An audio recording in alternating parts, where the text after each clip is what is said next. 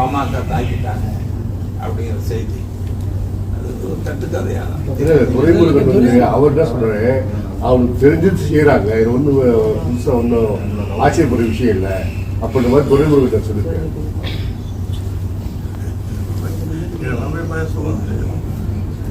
நாம் எப்பொழுதுமே மக்கள் கட்சி, நான் எப்போதுமே என்னை பொறுத்தவரைக்கும் நீங்கள் பார்க்குறீங்க பல ஆளுகள் நான் வந்து லாவணி பார்க்கறது வழக்கம் இல்லை,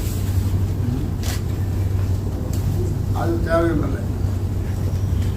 அதிகாரிகள்கிட்ட கொடுக்குறோம், அவங்க என்ன பண்ணாங்க என்ன பண்ணுங்க ரெடி பார்த்துக்கிறாங்க, வேடிக்கை பண்ணுறாங்க. அவங்ககிட்ட கொடுத்த பிறகு அதை என்ன பண்ணாங்க அப்படி வாங்கி வச்சுருந்தாங்க. ஒன்றுமே புரியல,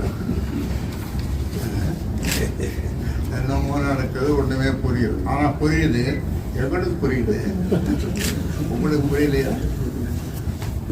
பத்திரிகையாளர்கள் புரிஞ்சிருக்கமே, உங்களுக்கு புரிஞ்சவர் தான் எங்களுக்கும் புரியும், உங்கள் மூலமாக தான் எங்களுக்கும் கசியும். ஆனால் எங்களுக்கு புரியுது, உங்களுக்கு புரிஞ்சு இந்த கேள்வி கேட்குறீங்க. இப்போ எந்த ஒரு நடவடிக்கையும் இல்லைன்ற மாதிரி தான் தெரியுது. சட்டம் ஒழுங்கு எப்படி இருக்குன்னு நினைக்கிறீங்க? தலைவர் பேசினாரு, நான் பேசணும், பேச என்ன பண்ணுறது?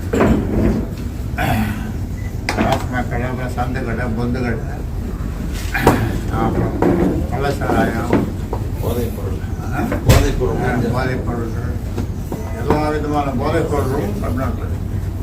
அதில் குறிப்பாக வந்து இந்த கையா இளைஞர்களை, மாணவர்களை ரொம்ப பாதிக்குது. அதுக்கு ரொம்ப அடிமையாக அது ஏராளமாக கிடைக்கிறது. அது ஆந்திராவில் இருந்து நிறைய வருதுங்க. இது வரைக்கும் ஒரு 50-100 விதமான கண்டனம், என்னுடைய கண்டன அறிக்கை, தடுப்பதற்கான யோசனைகள் நிறைய சொல்லியிருக்கேன்.